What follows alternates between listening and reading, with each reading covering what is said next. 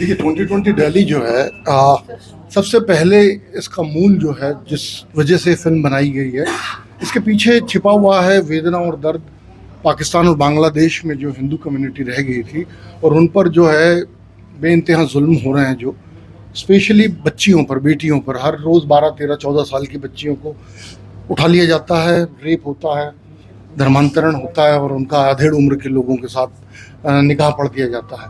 तो इसके मूल में ये बात मुझे बड़ी चुभती थी बहुत पहले से ही। और 2020 में जब एक कानून आया कि भाई इन लोगों को राहत मिलनी चाहिए, इसके पहले मैं एक चीज़ क्लियर कर दूं कि हम लोग किसी भी पॉलिटिकल पार्टी को सपोर्ट नहीं करते हैं और ना ही हम उनको एंडोर्स करते हैं। हम पक्ष उसी चीज़ का लेते हैं जो मानवता की भलाई में है। तो ये सारे लोग जो इतनी मुश्किलात में यहाँ पर रह रहे हैं, उनको थोड़ी राहत मिलती, लेकिन उसको रोकने के लिए, जिससे किसी भी व्यक्ति को नुकसान नहीं था, पूरे दिल्ली में हिंसा फैला दी गई और बहुत ज़्यादा जान माल की हानि हुई। 54 लोग मरे। जो भी मरे उनका हम धर्म नहीं देख रहे हैं, जो भी मरा वो इंसान मरा, बहुत गलत हुआ। तो ये फिल्म ये सारी चीज़ों को तो पोर्ट्रे करती ही है, इसके साथ में एक फिक्शनल स्टोरी भी चलती है साथ में, कि सबसे बुरी बात जो हो रही है कि हम लाख कोशिश कर रहे हैं कि हमारे देश में इस तरह की अराजकता ना हो, लेकिन परसों ही बहुत दुर्भाग्यपूर्ण घटना हमारे दिल्ली में फिर घट गई। और एक व्यक्ति घर से निकलता है अच्छा सोचकर, अपने परिवार का वो पालन पोषण करने के लिए मेहनत करता है, और शाम को उसके टुकड़े घर आते हैं। इससे बुरी बात कुछ नहीं हो सकती। सबसे पहले मेरी संवेदनाएं उन सभी हताहत लोगों के परिवार से है और मैं ईश्वर से प्रार्थना करता हूं कि उनकी आत्मा को शांति दे। मैं यही कर पाता हूं सिर्फ, लेकिन हमें इससे ज़्यादा कुछ करना चाहिए। देखिए, मैं आज संवेदना देकर भूल जाता हूं कल, और हम लोग अभी पिछले 10-12 सालों से निश्चिंत हो गए थे कि ऐसा कुछ होगा नहीं, लेकिन ये फिर जो हुआ ये बहुत दुर्भाग्यपूर्ण है। हमें इस सोच से, इस जहरीली मानसिकता से प्रॉब्लम है, किसी रिलीजन से नहीं है। आमतौर पर हम लोग गुनाह की बात करते हैं, गुनहगार की बात करते हैं, तो लोग उस गुनहगार का रिलीजन देख लेते हैं। हम रिलीजन नहीं देख रहे हैं, हम तो गुनाह देख रहे हैं, हम क्राइम देख रहे हैं।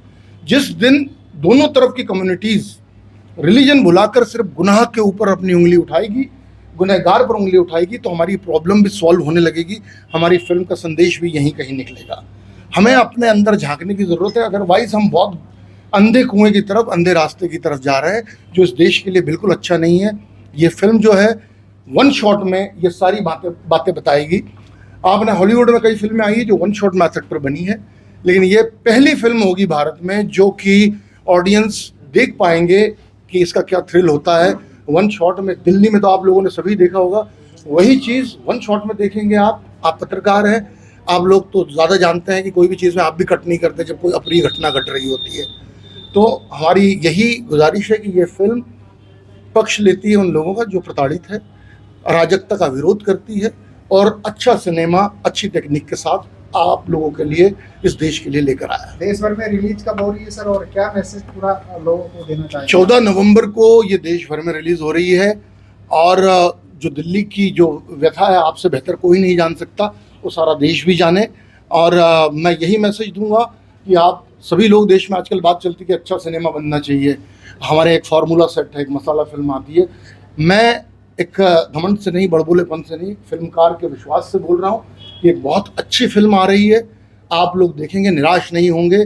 14 नवंबर को अपने नज़दीकी सिनेमा घर में जाकर 2020 दिल्ली जरूर देखें। क्या इससे पहले भी आपकी किसी मूवी या किसी सीरीज को लेकर के आपके पुतले फूके गए, आपके खिलाफ कंप्लेन की गई, या ऐसा पहली बार हो रहा है? ये पहली बार हो रहा है, और ये अभी नहीं हो रहा है। जनवरी में जब मेरा ट्रेलर आया था, और तभी से ये सिलसिला शुरू हुआ कि पुतले फूके जा रहे हैं, चप्पल मारी जा रही है पोस्टर को।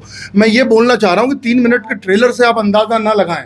आप फिल्म देखें, पूरी फिल्म देखकर अपना एक व्यू बनाएं, क्या होगा, क्या है। मुझे देखने के बाद कोई आपत्ति नहीं है, पर देखने के पहले इस तरह की जो चीज़ें हो रही है वो बहुत गलत है।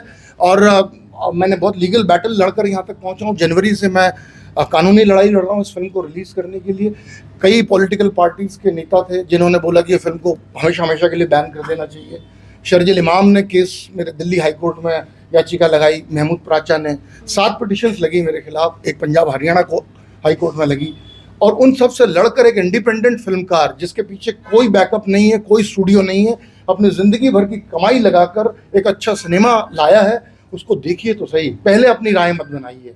और ये जो अभी हो रहा है जैसा आपने पूछा, ये बहुत दुर्भाग्यपूर्ण है। मैं सबसे गुजारिश करता हूँ कि पहले फिल्म देखे फिर अपनी राय बनाए। सर बैठे हैं, सर से भी क्वेश्चन कर हाँ जी, हाँ सर। बोले। सर इस ट्रेलर में आपका एक बड़ा फेमस डायलॉग है जो आपने पाकिस्तानी हिंदुओं के दर्द को बताया, ये स्क्रिप्ट का ही हिस्सा है या आप पर्सनली भी इस चीज को पहले से जानते थे? और रोल के बारे में भी बता दीजिएगा इसी में। नहीं, ये डायलॉग देवेंद्र मालवीय जी ने लिखा है और ये फिल्म का हिस्सा है और ये मतलब ऑन द स्पॉट नहीं बना, ये कहानी के अंदर ही था। और मेरा किरदार है कि मैं एक पाकिस्तान में जो हिंदू रह गए थे उनकी व्यथा के ऊपर है। वो बंदा जो है वहाँ से कैसे बचा के यहाँ पहुँचा है और उसकी बच्चियों के साथ दुर्व्यवहार हुआ है और वो वहाँ रोता रहा, चिल्लाता रहा, गिड़गिड़ाता रहा और अब यहाँ आकर भी उसका वही हाल है और वो गुहार लगा रहा है कि उसकी बच्चियों के साथ न्याय किया जाए और उसको बचाया जाए। और उसी मोमेंट पे वो ये कहानी जो है, जब ट्रम्प साहब आए थे तो तब की है, तो उसकी कोशिश है कि वो उनसे भी गुहार लगाए, जितनी भी बड़ी बड़ी शक्तियाँ हैं उन सब से गुहार लगाए कि पाकिस्तान में जितने भी हिंदू हैं उनके साथ जो दुर्घटनाएं घटित हो रही हैं, उनके साथ जिस तरह का व्यवहार हो रहा है, उनको किस तरह से बचा के और वहाँ से निकाला जाए। It's a one shot movie. How difficult for an actor shoot कैसा था, मतलब क्या? ये डेफिनेटली मतलब एक नया प्रयोग है हम लोगों के लिए, बल्कि हमारे सिनेमा जगत के लिए एक नया प्रयोग है। वन शॉट मूवी है कि वन गो में 15-15, 18-18 मिनट के सीन शूट हुए हैं और उसको हम किस तरीके से, एक एक्टर के लिए एक डिफ़िकल्ट सिचुएशन होती है, एक पेशेंस होता है और अगर थोड़ी सी भी गड़बड़ी हुई तो फिर ये वापस शूट होने लगता है। तो करीब हमने कई दिनों तक इसकी रिहर्सल की, तो जैसे हम थिएटर में करते थे और उसके बाद फिर परफॉर्म किया वन गो में, और अगर कोई गलती हुई तो फिर ये वापस होता था। सर कोई यादगार पल हो जो आप उसको बताना चाहेंगे अपने को? यादगार पल बार यही है कि वो जो शूट करने का जो माहौल था वो हमें हमेशा याद रहेगा, क्योंकि हमने कई बार किया है तो उसको हम कभी भूल नहीं सकते। और ये डायरेक्टर साहब हैं जिन्होंने इतनी शिद्दत के साथ में ये फिल्म बनाई है 2020 दिल्ली, और इसको ये 14 नवंबर को रिलीज हो रही है। कृपया करके आप लोग जाएं और उसको अपना प्यार दें। सर आप मूवी से जुड़े कोई एक्सपीरियंस शेयर करिए। एक्सपीरियंस यही कहूँगा कि आप ये फिल्म देखिए, ये सिंगल शॉट फिल्म फॉर्मेट में शूट हुई है, जहां आपको 2 घंटे 16 मिनट तक पर्दे पे कहीं भी शॉट चेंज होता हुआ नज़र नहीं आएगा। बहुत अनोखा एक्सपीरियंस होगा। आपको ऐसा लगेगा कि आप उन किरदारों, पात्रों के बीच में उन घटनाओं को आप झेल रहे हैं। कुछ समय के बाद 10-15 मिनट जब फिल्म चल जाएगी, आपको ऐसा लगेगा कि आप उस फिल्म का हिस्सा बन गए हैं। मतलब वो जो घटनाएं घट रही हैं उनमें से आप भी एक हैं। तो इसे देखिए, एंजॉय कीजिए। समय हो गया फिल्म शुरू करने का।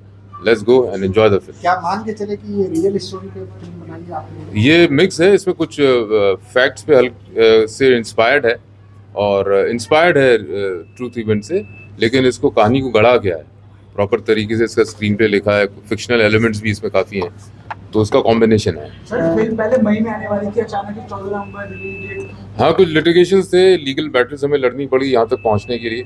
वो एक एक करके जीती है। फिर हमें सेंसर सर्टिफिकेट मिलने में थोड़ा समय लगा, क्योंकि ये फिल्म सिंगल फिल्म फॉर्मेट में एक नया एक्सपेरिमेंट है।